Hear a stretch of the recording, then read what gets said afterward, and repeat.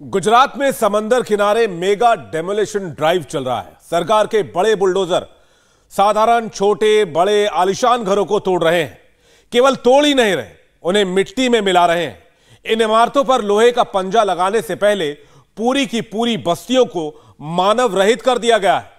बहुत दिनों से सोशल मीडिया और दूसरे चैनल से खबर आ रही थी कि कृष्ण की द्वारका से हिंदू चले गए हैं, कृष्ण की द्वारका में मुस्लिम बस गए हैं। सीमा से लगे समुद्री किनारों पर बहुत तेजी से बस्तियां बसाई जा रही हैं। समुद्री किनारे पर बस रही बस्तियों की खबर सरकार को भी मिली। सरकार ने जांच करवाई, पता चला कि इन बस्तियों और गुजरात में पकड़े जा रहे ड्रग्स के बीच गहरा कनेक्शन है। सरकार ने अपने खुफिया तंत्र को और मजबूत किया। इसके बाद और सूचनाएं हासिल हुई।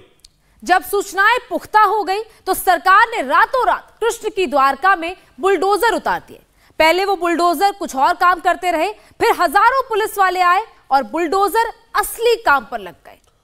इसके बाद हल्ला मचा कि सरकार मुसलमानों को मिटा रही है। केस कोर्ट में गया। अदालत ने कहा कि सरकार सही है।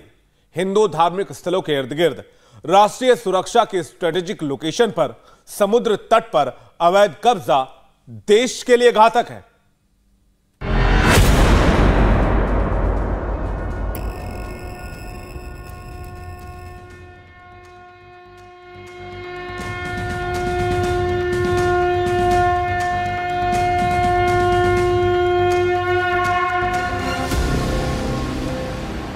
हिंदू आस्था में द्वापर युग कृष्ण का है।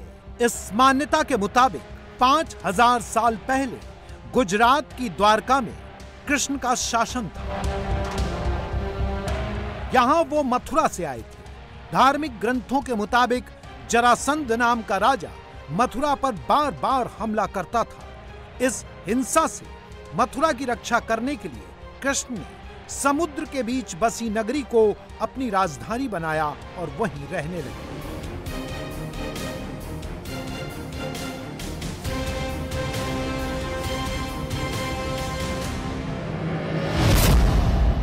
भारत के नक्शे में यह है गुजरात। गुजरात के समुद्री किनारे से सटा यह है द्वारका। द्वारका 3 हिस्सों में बटी है। पहला हिस्सा है मूल द्वारका। मान्यता है कि इसे श्री कृष्ण ने बसाया, यहाँ सुदामा रहते थे। दूसरा हिस्सा है गोमती द्वारका। यहाँ भगवान का मूल मंदिर है। जनश्रुति के मुताबिक यहाँ श्री कृष्ण का दरबार चलता था। तीसरा हिस्सा है बेट द्वारका। इसे असली द्वारका मानते हैं। यहाँ श्री कृष्ण का निवास स्थान माना जाता है। बेट द्वारका का यह मंदिर कृष्ण का महल माना जाता है। यहाँ जो मूर्ति लगी है वो 5000 साल पुरानी मानी जाती है। मान्यता है कि इसे कृष्ण की पटरानी रुक्मणी ने स्थापित करवाया था। प्राचीन भारतीय संस्कृति की धरोहर को संजोने वाले प्रमुख प्राचीन शहरों में से एक है द्वारका। उतनी ही महत्वपूर्ण और ऐश्वर्यवान जितनी की मथुरा, वृंदावन, काशी, कन्नौज, अयोध्या, उज्जैन, पटना, जगन्नाथपुर, मदुरै, तंजावुर। हिंदू संस्कृति का केंद्र और धार्मिक नगरी है द्वारका। भारत पर विदेशी आक्रमण के पहले से ही यह शहर संपन्नता और संस्कृति में सम्माननीय रहा है। कृष्ण की वजह से धर्म का बड़ा केंद्र भी। यहाँ की बहुसंख्यक आबादी हिंदू ही रही है, लेकिन पिछले 2 दशक में डेमोग्राफी चेंज हो गई है। जहाँ पहले 90% हिंदू थे, अब बेट द्वारका में 80% मुस्लिम हैं। लोगों का सवाल है कि बेट द्वारका में हिंदू अल्पसंख्यक कैसे हो गए? कृष्ण की राजधानी में मुस्लिम बहुसंख्यक कैसे हो गए? भारत में मुस्लिम आक्रमणकारी 711 में आए, जब मोहम्मद बिन कासिम ने सिंध और मुल्तान पर हमला किया था। उसके बाद 1001 एडी में टर्की महमूद ऑफ गजनी ने भारत पर हमला किया। वो मथुरा, कन्नौज और ग्वालियर तक पहुंच गया था। 1025 में गजनवी ने गुजरात के सोमनाथ मंदिर पर हमला किया। वो लुटेरा था और लूट कर चला गया। जिसके बाद करीब 800 सालों तक मुस्लिम शासक भारत में रहे। लेकिन कभी इतिहास में ऐसा नहीं हुआ कि गुजरात के किसी भी हिस्से में हिंदू अल्पसंख्यक हो गया हो। लेकिन आज़ादी के बाद 80 के दशक से लेकर के 21वीं सदी के बीच गुजरात के बेट द्वारका में ऐसा हो गया। गुजरात के बेट द्वारका में हिंदू अल्पसंख्यक हो गए। मंदिर की सेवा में कई पीढ़ियों से लगे पुजारी जो एक हद तक जनश्रुति का इतिहास बताते हैं, इस बदलाव की गवाही दी। 20-25 साल के अंदर में ये जो कहीं पहले के जमाने के बाद में अभी की जो हम बात करें तो अभी के जो यहाँ की जो जनसंख्या है, जो 10,000 से कम जनसंख्या है, जिसके अंदर में 85% यहाँ मुस्लिम लोग हैं और 20% अपने हिंदू लोग हैं, उसके भीतर में ये जो मंदिर का जो परिसर है, भगवान द्वारकाधीश का जो ये निवास स्थान है, और इसके अगल बगल में जो है जो कई बांधकाम जो हुए हैं, वो हिसाब से यहाँ की जो हिंदू जनसंख्या है वो काफ़ी भयभीत थी। और अभी जो सरकार की ओर से जो यहाँ डिमोलेशन का जो कार्यवाही चल रही है, वो हिसाब से अभी हिंदुओं के अंदर में कुछ आनंद की लागनी फैली हुई है। इतना ही नहीं, द्वारका और आसपास समुद्र के 42 टापू हैं। इनमें से 5 टापू पर अवैध कब्जा हुआ है। ये दुर्भाग्यपूर्ण है कि ये सभी क्षेत्रों में जो अवैध निर्माण किए वो मात्र एक ही समुदाय से किए गए। 20 साल पहले ये नहीं था, लेकिन अभी पिछले मुझे लगता है 7-8 साल में ये गतिविधि काफ़ी बढ़ गई है। जहाँ तक मेरी जानकारी है, द्वारका डिस्ट्रिक्ट में ये जो बेट द्वारका और आसपास का एरिया है, वहाँ होम डिपार्टमेंट को जो कुछ इनपुट्स मिले थे कि वहाँ कुछ राष्ट्र विरोधी गतिविधि भी हो रही है और कुछ एक कम्युनिटी का जमावड़ा जो है वो पिछले कुछ टाइम से ज़्यादा बढ़ गया है। बेट द्वारका में मुस्लिम जनसंख्या का बदलाव बड़ी चर्चा है। यह केवल यहीं तक सीमित नहीं है। गुजरात की समुद्री सीमा से सटे इलाके में मुस्लिम जनसंख्या में वृद्धि को गंभीरता से लिया गया है। इसके पीछे कई कारण हैं। दरियाई अतिक्रमण एरिया में ड्रग्स का बिजनेस है। समुद्री किनारे का अतिक्रमण नेवी के लिए खतरा है। पाकिस्तान के करीब अवैध बस्तियों में गुनहगार पलते हैं। सरकारी जमीन पर अतिक्रमण हो रहा है। समुद्री तूफान के डेंजर जोन में आती है ये आबादी।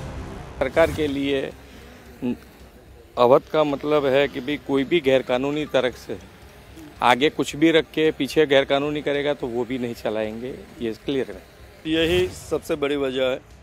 जो इंटेलिजेंस इनपुट ये थे कि इन दिसंबर 21 में यहाँ से ड्रग भी मिला और यहाँ के जो कनेक्शन और नेबर कंट्री के साथ there is a very much chances of drugs भी आ सकता है, आर्म्स का भी हो सकता है। और यहाँ के जो लैंडिंग पॉइंट है कंपैरेटिवली शोर है, जो हमारा सीशोर है वो शैलो है और कोई भी ये मच्छीमारी बोट में यहाँ चीज़ें ट्रांसफ़र होने के चांसेस है। और रिमोट प्लेस पर without any type of restriction ये चीज़ें चलानी वो सिक्योरिटी के हिसाब से बहुत बड़ा खतरा है। और पूरा इसे जांच करके ये देखा कि नहीं ये बात सही भी है और यहाँ इलीगल कंस्ट्रक्शन कोई भी हाल में होना नहीं चाहिए। ये जो पॉइंट है ये IMBL से 70 नॉटिकल माइल्स ही दूर है। यहाँ आप बैकग्राउंड में देखेंगे पूरा जो है कोस्टल एरिया है। कोस्टल एरिया के हिसाब से ऐसा रहता है कि जो है यहाँ आसानी से लैंडिंग भी हो सकती है और लैंडिंग के माध्यम से कोई भी इलीगल आइटम्स का जो है स्मगलिंग हो सकती है। उसमें खास जो ड्रग्स की बात करें जो पिछले कुछ सालों में चल रहा है। और यही नहीं, एक 80s और 90s का टाइम था जब तो जो बैंड सब्सटेंसेस थे बहुत सारे थे जिन पे हाई कस्टम्स ड्यूटी थे, उसका स्मगलिंग तो बड़े लेवल पे होता ही था। तो उस हिसाब से ये बहुत ही एक सेंसिटिव है कोस्टल सिक्योरिटी और नेशनल सिक्योरिटी के पॉइंट ऑफ व्यू से। श्री कृष्ण की बेट द्वारका में मुस्लिम बहुसंख्यक हो गए। समुद्र के किनारे सरकारी जमीन पर अतिक्रमण कर घर बने। इन घरों में बड़ी संख्या में ऐसे लोग मिले हैं जो ड्रग्स की तस्करी के आरोप में फंसे। इसी लिंक हालात को नेशनल सिक्योरिटी के लिए भी सेंसिटिव बना दिया है। इसके अलावा मुस्लिम विरोधी पॉलिटिक्स के लिए इस्तेमाल होने वाले नैरेटिव के लिए भी यहाँ गुंजाइश देखी जा रही है। अतिक्रमण में केवल मुस्लिम जनसंख्या ही निशाने पर है, इस दावे को भी बड़ा मुद्दा बनाया जा सकता है। आने वाले चुनाव और राजनीति के लिए जनसंख्या में बदलाव और उससे पैदा हुई समस्या को समझना जरूरी है। साथ ही इन सवालों का जवाब भी खोजना जरूरी है कि संवेदनशील स्थान पर अतिक्रमण करने वालों में मुस्लिम बहुसंख्यक क्यों हैं? अतिक्रमण करने वालों में ड्रग्स ट्रेड के आरोपी क्यों हैं? बेट द्वारका में मुस्लिम आबादी बढ़ने की वजह क्या है? बेट द्वारका में हिंदू अल्पसंख्यक होने की वजह क्या है? गुनाह का धर्म होता है या नहीं? जमीन पर कब्जा गजवाए हिंद का प्लान है? संवेदनशील कोस्टल लाइन पर अवैध कब्जा सुरक्षा के लिए क्या खतरा है? आगे बढ़ने से पहले आपको यह बता दें कि गुजरात की सीमा रेखा कितनी बड़ी है और उसमें कितने जिले हैं। गुजरात के 16 जिले समुद्र से लगे हुए हैं। इसकी कुल समुद्री सीमा 1600 किलोमीटर की है और ये जिले जो इस वक्त हम आपको दिखाएंगे: कच्छ, मोरबी, जामनगर, द्वारका। इसके साथ साथ पोरबंदर, जूनागढ़, गिर सोमनाथ, अमरेली, ये तमाम जिले इस कोस्टल एरिया में आते हैं। इसके साथ ही भावनगर, अहमदाबाद, आनंद, वडोदरा और साथ ही साथ भरूच, सूरत, नवसारी, वलसाड, इन सभी जिलों के किनारों पर बने अतिक्रमण को हटाया जाएगा। अब हम आपको यह भी बता दें कि कृष्ण की राजधानी बेट द्वारका कैसे वक्त के साथ समुद्री किनारों पर बदल गई, कैसे हिंदू घटते गए और मुसलमान वहां पर बढ़ते गए। इसकी क्या वजह थी, ये क्यों हुआ, ये तमाम बातें बता दें आपको कि ये तमाम बातें सामने आई। धीरे धीरे रिसर्च भी इस पे काफी किया गया, लेकिन जो ग्राफिक्स हम आपको दिखा रहे हैं ये हम आपको बेट द्वारका के दिखा रहे हैं और एक कोस्टल एरिया।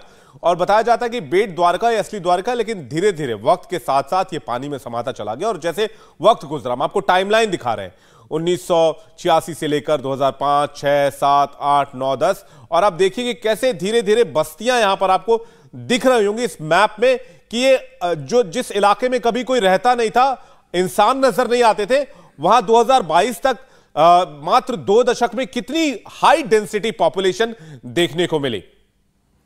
इसकी क्या वजह थी, क्यों हुआ ये सब, हम आपको बस थोड़ी देर में अगली रिपोर्ट में दिखाएंगे।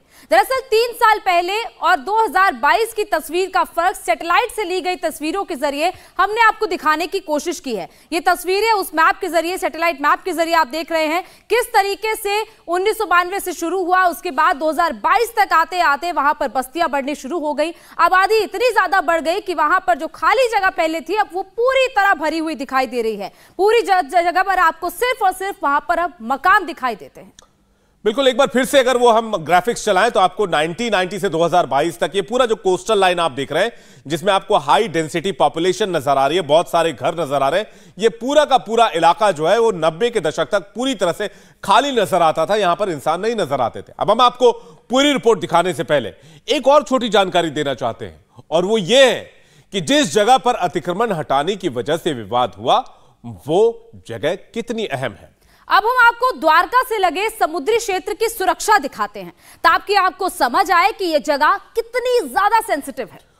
जमीन की सुरक्षा गुजरात पुलिस करती है, जमीन से थोड़ा आगे मरीन पुलिस की जिम्मेदारी है। मरीन पुलिस से थोड़ा आगे कोस्ट गार्ड का क्षेत्र आता है। मरीन पुलिस से आगे इंडियन नेवी की बड़ी सुरक्षा वहां पर रहती है। तो ये मरीन पुलिस आप देख रहे हैं। मरीन पुलिस के बाद ये आपने कोस्ट गार्ड देख लिया, जो कि समुद्री सीमा की निगरानी करते हैं, जो दुश्मन घुसपैठ की कोशिश करते हैं उनसे देश को बचाते हैं। और उसके बाद जो बाहरी ताकत है उनसे सुरक्षा करने के लिए इंडियन नेवी की तैनाती रहती है। मरीन पुलिस के आगे इंडियन नेवी की बहुत बड़ी तैनाती होती है, बहुत हेवी डिप्लॉयमेंट रहता है। पहले हिंदू ज्यादा थे, अब मुसलमान ज्यादा हैं, जबकि इसी बेट द्वारका को हिंदुओं के आराध्य भगवान कृष्ण की कर्मस्थली माना जाता है। लोगों के मन में सवाल यह है कि कृष्ण की कर्मभूमि में मुस्लिम बहुसंख्यक कैसे हो सकते हैं? क्या यह स्वाभाविक है या जमीन पर कब्जा करके गजवाए हिंद बनाने का प्लान है, या फिर देश की सुरक्षा के खिलाफ तैयार किया गया यह प्लान है, या यह सब कुछ ड्रग्स माफिया का नेटवर्क है, या फिर केवल और केवल अतिक्रमण है? सवाल बड़े हैं, सवाल कई सारे हैं। हमारी कोशिश यह है कि सभी सवालों के जवाब खोजकर आपके सामने फैक्ट के साथ रख दें। इसके लिए हमने गुजरात के मुख्यमंत्री, गृह मंत्री, डीएम, एसपी, आईजी सबसे सीधे सवाल पूछे। बुलडोजर के पीछे की वजह धार्मिक है या फिर सुरक्षा के कारण के जानने की कोशिश भी हमने की, और ये समझने की हमने कोशिश भी की कि समुद्र के किनारे इतनी बड़ी संख्या में एक धर्म विशेष के लोगों की ही बस्ती क्यों वहां पर बनी है। हिंदू धार्मिक स्थलों के इर्द गिर्द जनसंख्या में हुए बदलाव के पीछे क्या बड़ी वजह है? हिंदू कम क्यों हो रहे हैं? उस टापू में मुस्लिम आबादी क्यों ज्यादा बढ़ रही है?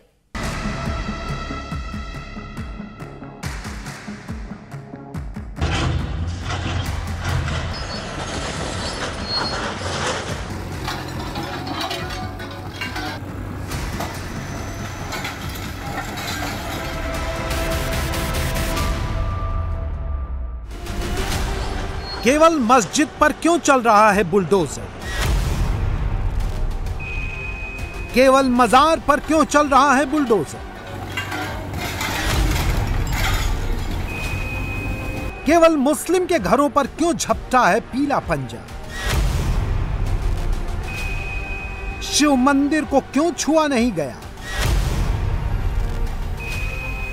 डेमोलेशन के बाद हरसिद्धि माता मंदिर पर सीएम क्यों आए?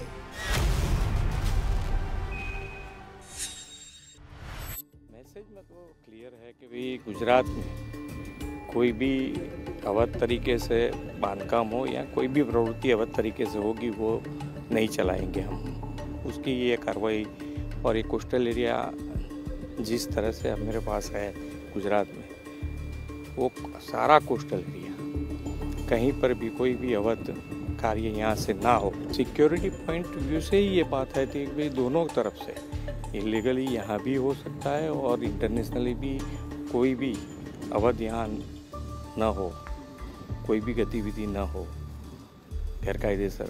इसके लिए ये सुरक्षा के पॉइंट ऑफ व्यू और अवैध के हिसाब से, दोनों के हिसाब से ये काम कर रहे हैं। मैसेज क्लियर है, सिक्योरिटी की वजह से बुलडोजर उतारा गया।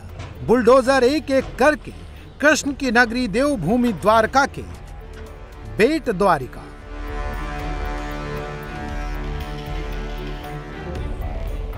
हर्षद गांधवी, नवाग्रा, भोगाट में उतारा गया। समुद्र के किनारे हिंदू धार्मिक स्थलों के इर्द गिर्द सरकारी जमीन पर अवैध रूप से बने स्ट्रक्चर्स को तोड़ा गया। केवल 3 जगहों में कितना अतिक्रमण तोड़ा गया, इसके आंकड़े आपको समुद्री सीमा पर हो रहे अतिक्रमण के विकट रूप का दर्शन करवाएंगे।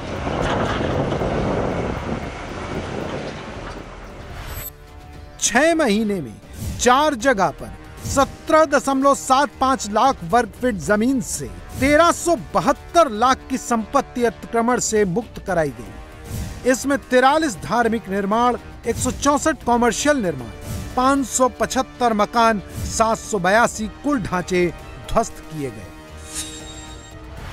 गुजरात समुद्र के तट से जुड़ा हुआ राज्य है। 1600 किलोमीटर लंबी समुद्र की तट गुजरात के सौराष्ट्र से लेके मध्य गुजरात और दक्षिण गुजरात तक जुड़ी हुई है। पिछले कई समय से आपने देखा होगा, बेट द्वारका हो, नवाद्रा हो, हरसिद्धि माता के मंदिर के पास का जो क्षेत्र है, ये अलग अलग क्षेत्र के पास से कहीं ना कहीं ड्रग्स बरामद हुआ है। कहीं ना कहीं और भी सरकारी जमीनों पे अवैध निर्माण के कार्य पिछले कुछ सालों से बहुत तेजी से जो चल रहे थे, उसको गुजरात के लोकप्रिय मुख्यमंत्री श्री भूपेंद्र भाई पटेल ने यह निर्देश दिए कि समुद्र के तट पे सौराष्ट्र से लेकर दक्षिण गुजरात तक एक सर्वे किया जाए। जितने भी इलीगल बांधकाम जो किए गए उसको डिमोलिश करके समुद्र की तट पूरी तरह से सुरक्षित होनी चाहिए। गुजरात के पुलिस विभाग द्वारा पिछले कुछ महीनों से ये ड्राइव चालू हुई है। बेट द्वारका से लेके द्वारका, जामनगर, पोरबंदर, नवाद्रा, हरसिद्धि माता, इवन अहमदाबाद, सूरत सिटी, ये सब जगह पे इसी प्रकार से अवैध जो निर्माण किए थे वो सभी स्ट्रक्चर्स को तोड़े गए हैं। हम सब बहुत अच्छी तरह से जानते हैं कि सरकारी ज़मीन लोगों की सुखाकारी, लोगों के उपयोग के लिए ये रखी जाती है और उस पे इस प्रकार के धार्मिक बड़े बांधकाम करना ये कहीं ना कहीं बहुत ही बड़ी चुनौती है। आपने देखा होगा कि हरसिद्धि माता मंदिर के आसपास मात्र 6-7 साल में मछुआरा का व्यापार करके कोई व्यक्ति 7 रूमों के एक पूरा बड़ा बंगलो बना ले, ये मैं जितना समझ रहा हूँ ये बहुत ही मुश्किल काम है। हमने इस प्रकार के स्ट्रक्चर्स को डिमोलिश किया है और वो सभी क्षेत्र को सुरक्षित किया है। वहाँ से बिल्कुल 70 नॉटिकल माइल में कराची आ जाती है और इंटरनेशनल सिक्योरिटी की वजह से भी ये काम करना बेहद ज़रूरी था।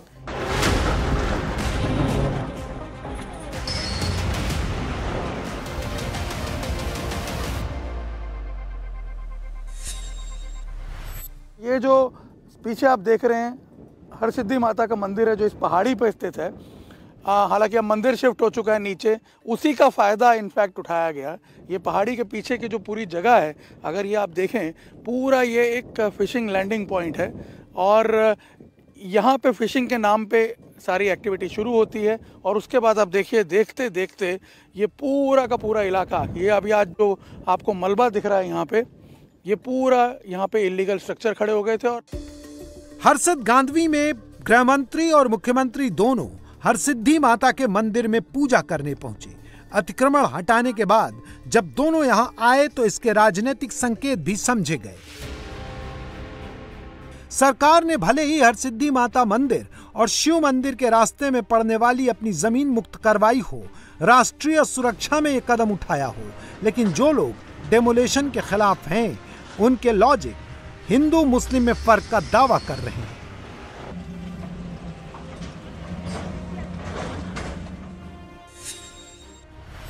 खुद हमारे प्रधानमंत्री नरेंद्र मोदी साहब ने कहा कि सबका साथ, सबका विकास, सबका विश्वास।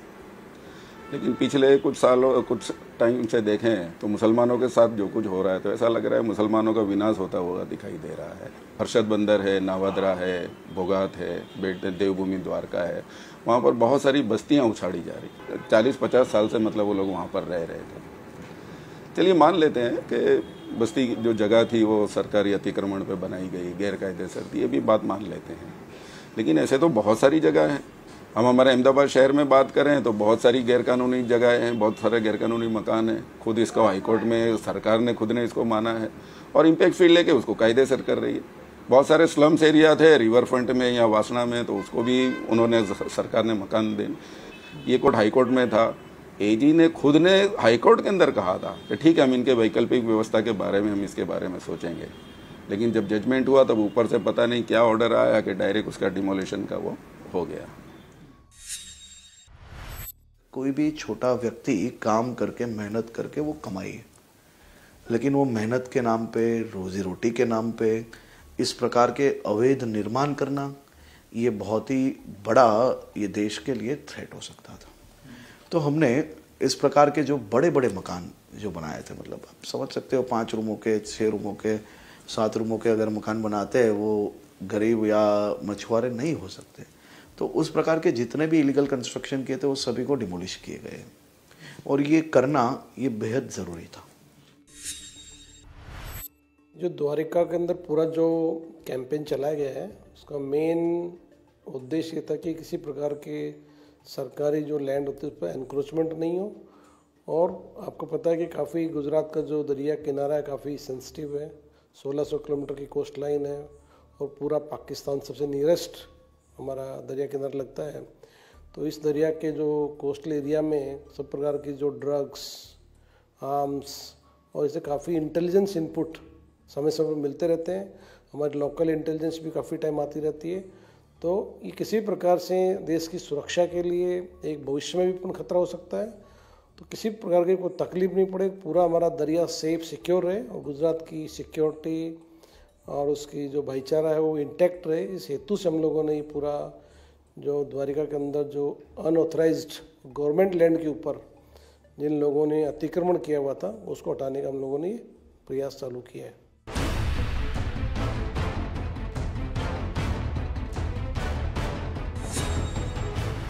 यह भीड़भंजन भवानीश्वर का मंदिर करीबन 8वीं-9वीं सदी का पुराना मंदिर है।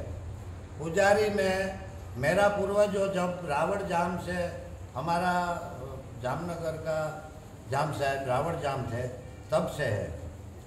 स्वयं भगवान श्री कृष्ण के हाथों से महादेव का मंदिर निर्माण हुआ था। पहले 25-30 साल से यह मंदिर के आसपास और दरिया किनारे पास में मछुआरों की बस्ती बढ़ने लगी थी। सामने अगर आप देखें जो शिव मंदिर है, इस शिव मंदिर में लोगों का दर्शन करने आना भी मुश्किल हो गया था क्योंकि पूरा रास्ता जो है पीछे का वो भी एनक्रोच हो चुका था। इसलिए यहाँ पे दर्शनार्थी भी आने से घबराते थे। यहाँ का जो मंदिर का जो पुजारी था उसने भी यहाँ पे आना बंद कर दिया था क्योंकि पूरा का पूरा इलाका जो है उसकी डेमोग्राफी ही यहाँ पे बदल गई थी। डेमोलेशन के बाद बचे हिंदू धार्मिक स्थान पर मुस्लिम पक्ष सवाल उठा रहा है, लेकिन हिंदू पक्षकारों का दावा है कि यह मंदिर अपने स्थान पर सदियों से कायम है। जगह जरूर बदली है, लेकिन स्थान पुराना है। दूसरी ओर डेमोलेशन में घर खोने वाले अदालत में अपनी मिल्कियत साबित नहीं कर पाए। आपके सामने अतिक्रमण अभियान हटाने के खिलाफ लड़ी गई कानूनी लड़ाई पर गुजरात हाई कोर्ट का फैसला है। वो भी इस जमीन पर बने घरों को अवैध बताता है। हमारे पास जो इंटेलिजेंस रिपोर्ट्स थे, स्पेशली कोस्टल सिक्योरिटी के हिसाब से डीआईजी इंटेलिजेंस और इस सारी चीज़ें हमारे पूरा प्रशासन ने एक एक चीज़ को कंगाली और रिकॉर्ड के साथ यहाँ उसका एविडेंट कैसे हुआ फिर बताया गया और जनवरी में उसे बाकायदा नोटिस दे गई और उसे पूरा टाइम के साथ ये करवा दिया। और जब कुछ भी चीज़ इनके फेवर में नहीं रही और कोर्ट भी गए थे ना आप? बिल्कुल, यहाँ और गांधी दोनों हाई कोर्ट में गए थे। यही कंसर्न था ऑनरेबल हाई कोर्ट ने भाई यही माना क्योंकि नेशनल सिक्योरिटी के हिसाब से यहाँ रहना वो खतरे से खाली नहीं। और दूसरा ये साइक्लोन प्रोन एरिया है और दिस एरिया में कभी भी साइक्लोन आ सकता है और बिल्कुल सी शोर पे वो सेफ भी नहीं है। समुद्री किनारों पर बड़े पैमाने पर हुए अवैध निर्माण जब गिराए गए तो पुलिस और प्रशासन का बार बार ये दावा है कि जगह तो अवैध थी ही, साथ में यहां पर अवैध काम भी हो रहे थे। गुजरात में ड्रग्स के जो मामले पकड़े गए उनमें आरोपियों की बड़ी संख्या इन्हीं इलाकों से है जहां अवैध निर्माण गिराने का काम हुआ है।